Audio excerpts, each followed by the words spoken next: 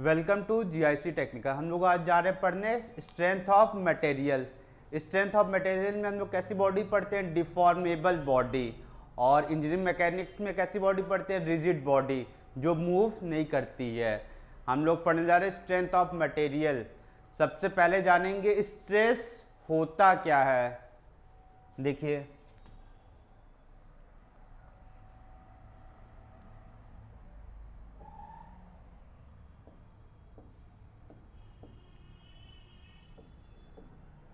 ये एक कोई बॉडी है, इस पे हमने क्या लगाया? पी फोर्स लगाया है। किस डायरेक्शन में? Away from the body, away from the system है। तो क्या है ये? टेंसाइल फोर्स है। कैसी है फोर्स? टेंसाइल। अगर टूवर्ड्स रहता है बॉडी के तो इसे क्या कहते हैं? कंप्रेसिव। अवे है तो क्या बोलेंगे? टेंसाइल। ये कैसे है? कंप्रेसिव।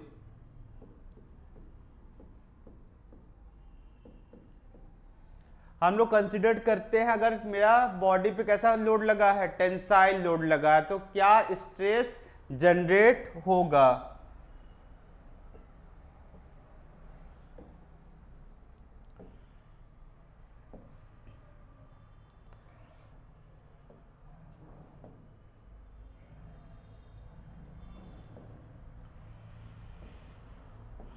इस पे हमें पता करना है स्ट्रेस कितना जनरेट हुआ है।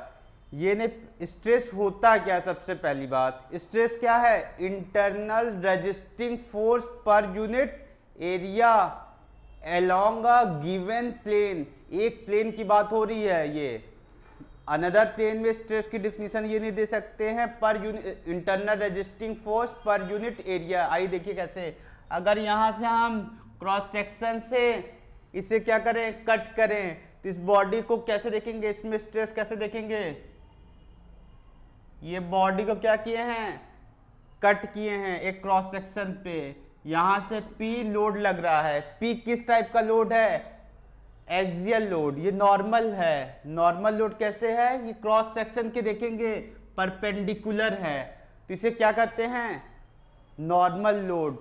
और ये किससे पास कर रहा है? सारे सेंट्रॉइडल एक्सिस से, तो इसे क्या कहेंगे? Axial load. अगर अवे फ्रॉम सेंट्रॉइडल एक्सिस है, अगर लोड मेरा यहाँ पे लग रहा है, तो इसे क्या कहते हैं? Eccentric axial load.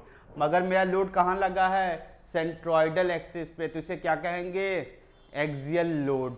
क्लियर? तो अगर हम लोग बात करते हैं स्ट्रेस का, स्ट्रेस लोड P लगा है, तो यहाँ पे स्ट्रेस क्या जनरेट होगा?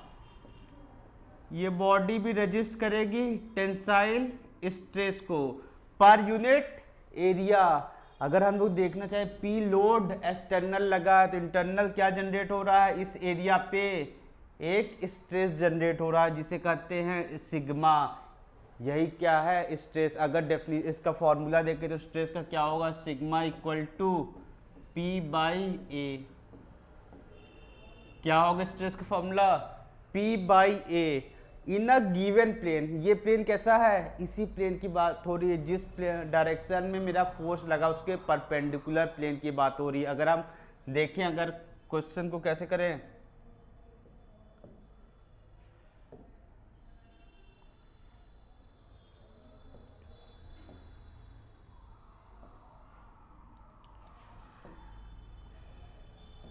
अगर बॉडी को हम ऐसे कट करेंगे तो क्या स्ट्रेस का फॉर्मूला सेम रहेगा पर यूनिट एरिया? आई देखिए, अगर बॉडी को ऐसे कट किए तो बॉडी कैसा हो गया? ये P ये है, तो स्ट्रेस क्या हो रहा है? परपेंडिकुलर है इस क्रॉस सेक्शन के, इस क्रॉस सेक्शन के परपेंडिकुलर है। तो स्ट्रेस की डेफिनेशन ये नहीं दी जा सकती, internal resisting force per unit area. एक लाइन और जोड़ना होगा, इन अ गिवन प्लेन। जिस प्लेन में लगा है फोर्स उसके परपेंडिकुलर ही प्लेन देखना है, उससे कहेंगे स्ट्रेस। क्लियर? जैसे यहाँ पे अगर इसका कंपोनेंट तोड़ेंगे, P लोड लगा, तो इस लाइन में क्या होगा? P cos थीटा, इसके परपेंडिकुलर P sin थीटा होगा। इसलिए स्ट्रेस की डेफिनेशन हम लोग ये नहीं दे सकते internal resisting force per unit area. इसकी डेफिनेशन क्या देंगे, internal resisting force per unit area in a given plane. इस प्लेन की बात होगी, स्ट्रेट वाले प्लेन की, ये नहीं किसी एंगल पे कट करने की बात होगी। क्लियर। अगले टर्म पे आते हैं।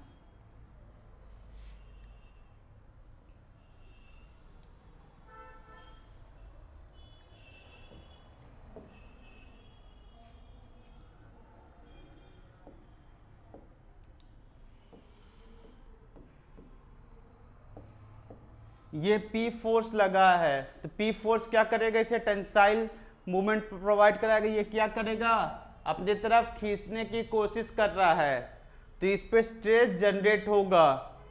तो इसका कहने का मतलब अगर फोर्स लगाएंगे तब भी अंदर क्या जनरेट होगा, स्ट्रेस, या बोल सकते हैं इंटरनल रेजिस्टिंग फोर्स जनरेट हो रहा है। अगर यहाँ पे हम क्या लगा दें, टॉर्क, अगर टॉर्क से T से घुमा दें, मूव करा दें, तब भी बॉडी क्या अंदर क्या महसूस करेगी, इंटरनल रेजिस्टिंग फोर्स, इस टॉर्क को रेजिस्ट करने वाला फोर्स जनरेट करेगी। अगर इसे क्रॉस सेक्शन से देखेंगे तो क्या दिखेगा, फोर्स आपको दिखेगा। अगर टॉर्क लगाएंगे तब भी हमें क्या दिखेगा, इंटरनल रेजिस्टिंग फोर्स। अगर मूवमेंट लगाएंगे तब भी क्या मिलेगा, तब भी इंटरनल रेजिस्टिंग फोर्स। अगर क्या और लगा दे, इसमें टेम्परेचर राइज कर दें, डेल्टा T डिग्री सेंटीग्रेड से क्या कर दे, इसका बॉडी का टेम्परेचर को राइज कर दे, तब भी क्या जनरेट होगा, इंटरनल रेजिस्टिंग फोर्स। तो स्ट्रेस से ये समझे हैं, बाहरी बॉडी पे आप या फोर्स लगाइए, या टॉर्क लगाइए, या मोमेंट लगाइए, या टेम्परेचर का राइज कीजिए, क्या जनरेट होता है, इंटरनल रेजिस्टिंग फोर्स। ये नहीं कि टॉर्क लगाए तो अंदर क्या जनरेट होगा, टॉर्क, अंदर क्या जनरेट होता है, इंटरनल रेजिस्टिंग फोर्स। क्लियर है। आइए देखिए आगे।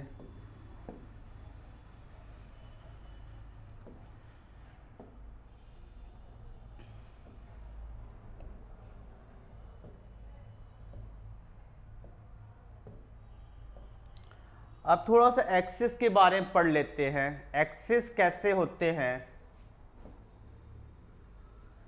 ये एक मेरा प्रिज्मेटिक बार या कोई सॉलिड मटेरियल या कोई बॉडी है, इस पे अगर यहाँ पे फोर्स लग रहा है तो इसे क्या कहते हैं, eccentric axial load. Eccentric axial load का मतलब क्या हुआ, ये मेरा क्रॉस सेक्शन है, इस क्रॉस सेक्शन की ये देखिए कैसी लाइन है, परपेंडिकुलर लाइन है।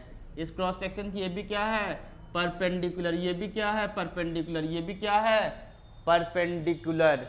अगला डेफिनेशन आता है, हर क्रॉस सेक्शन पे क्या हम कट करें, हर क्रॉस सेक्शन का क्या देखें, CG देखें, हर क्रॉस सेक्शन का क्या देख रहे हैं, CG, इसका भी CG, इसका भी CG।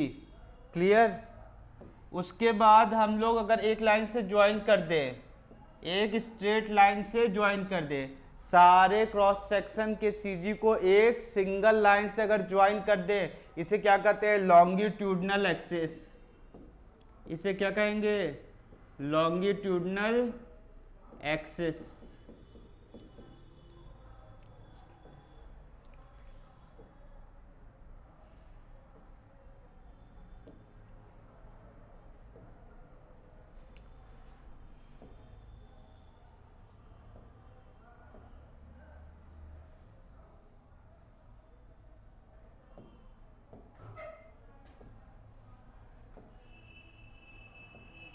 सारे CG के क्रॉस सेक्शन को एक लाइन से ज्वाइन करने के बाद कौन सी एक्सिस मिलती है, लॉन्गिट्यूडनल एक्सिस।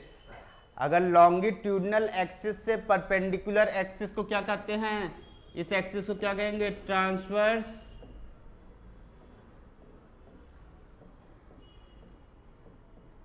एक्सिस। इस लॉन्गिट्यूडनल एक्सिस के 90 डिग्री एक्सिस को क्या कहेंगे, ट्रांसवर्स एक्सिस। अगर इस बोर्ड के परपेंडिकुलर लेंगे, इस ये भी एक्सिस कैसा है, ट्रांसवर्स एक्सिस। ये हॉरिजॉन्टल ट्रांसवर्स एक्सिस है, ये वाला क्या है, वर्टिकल ट्रांसवर्स एक्सिस। और ये normal to the cross section क्या है, लॉन्गिट्यूडनल एक्सिस। ये हम बोल सकते हैं क्रॉस सेक्शन के जो परपेंडिकुलर लाइन है वो क्या है, लॉन्गिट्यूडनल एक्सिस है।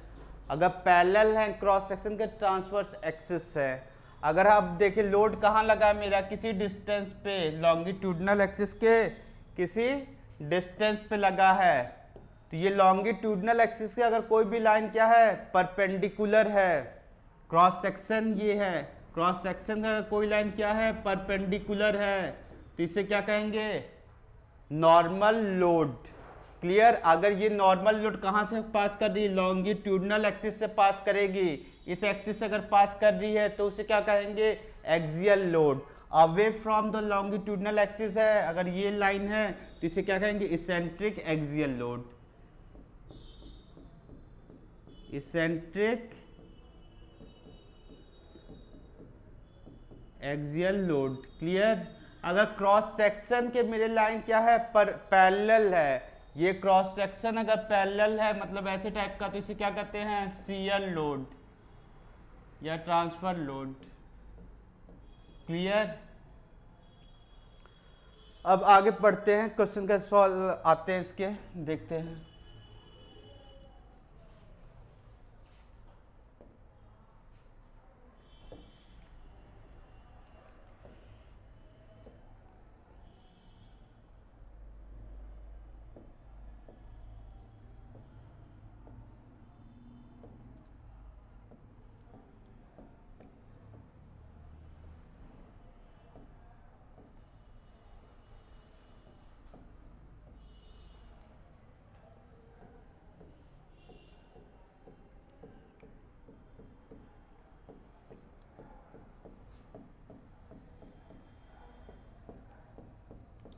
इस क्वेश्चन में पूछा जा रहा है कि स्ट्रेस पता कीजिए किस रीजन में, क्यू आर रीजन में स्ट्रेस क्या होगा, क्यू आर रीजन में स्ट्रेस क्या होगा। अब पूरे बॉडी पे कैसे क्या लोड है, टेंसाइल, किसी में लगा किसी में compressive. Q R load Q R section पे कैसे लोड पता करें और स्ट्रेस इसका क्या होगा वो जानते हैं।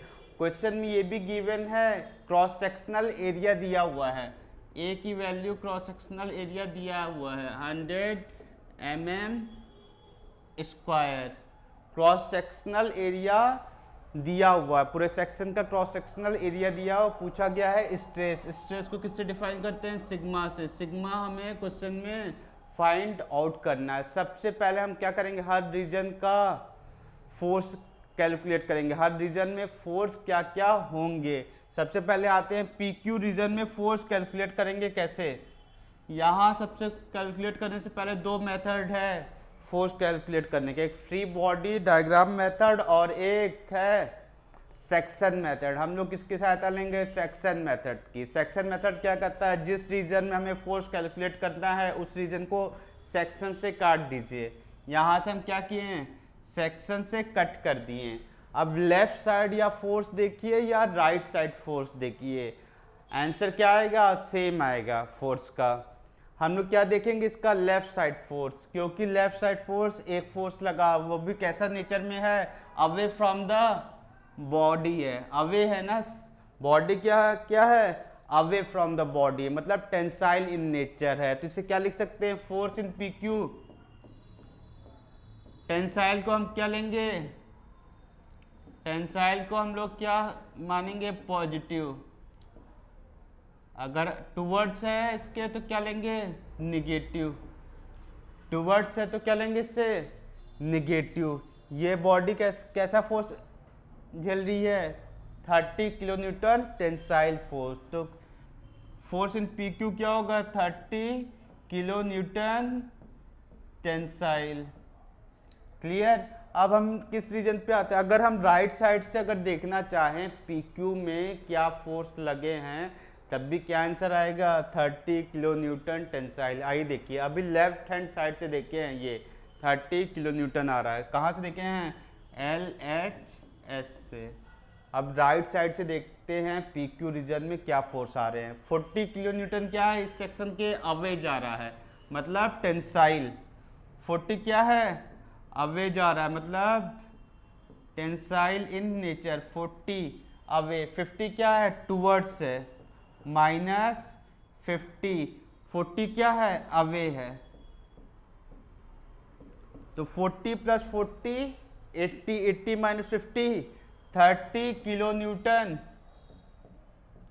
Tensile RHS।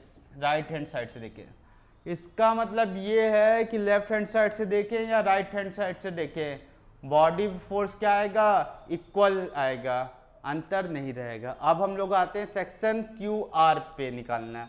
Section Q R का फोर्स निकालना तो क्या करेंगे, सबसे पहले एक सेक्शन कट कर देंगे। अब क्यू आर के क्या देखें, लेफ्ट देखें या राइट देखें, आंसर क्या आएगा, सेम आएगा। अब क्यू आर के लेफ्ट देखते हैं, क्यू आर ये सेक्शन है, इसके लेफ्ट क्या क्या लग रहा है, ये 30 अवे जा रहा है मतलब टेंसाइल, और 40 क्या है, टूवर्ड्स आ रहा है मतलब कंप्रेसिव। मतलब क्यू आर पे क्या लगे, 30 माइनस 40, क्यू आर रीजन पे क्या आएगा force, F Q R minus 10 kilonewton, minus sign को हटाएंगे तो 10 किलो न्यूटन क्या लिख सकते हैं, कंप्रेसिव। क्या लिख सकते हैं, 10 किलो न्यूटन कंप्रेसिव। और क्वेश्चन में यही पूछा गया, स्ट्रेस क्यू आर रीजन का क्या होगा। Clear, stress Q R region का क्या होगा। क्यू आर स्ट्रेस होता है क्या, internal resisting force per unit area. ठीक है, फोर्स कितना आया क्यू आर रीजन में, 10 किलो न्यूटन, एरिया क्या दिया है 100 mm²। अगर स्ट्रेस निकालना है तो कैसे निकालेंगे stress, 10 kilo Newton, kilo Newton को न्यूटन चेंज करेंगे तो 1000 बाई एरिया 100, 2 जीरो से 2 जीरो कैंसिल, क्या आया 100 न्यूटन पर mm², स्ट्रेस की वैल्यू है। ये सब क्वेश्चन एसएससी जेईई गेट और इंजीनियरिंग सर्विसेज में हमेशा पूछे जाते हैं और जाते क्या रहेंगे। ठीक है, क्लियर। अगर वीडियो अच्छा लगा हो तो लाइक एंड सब्सक्राइब करें।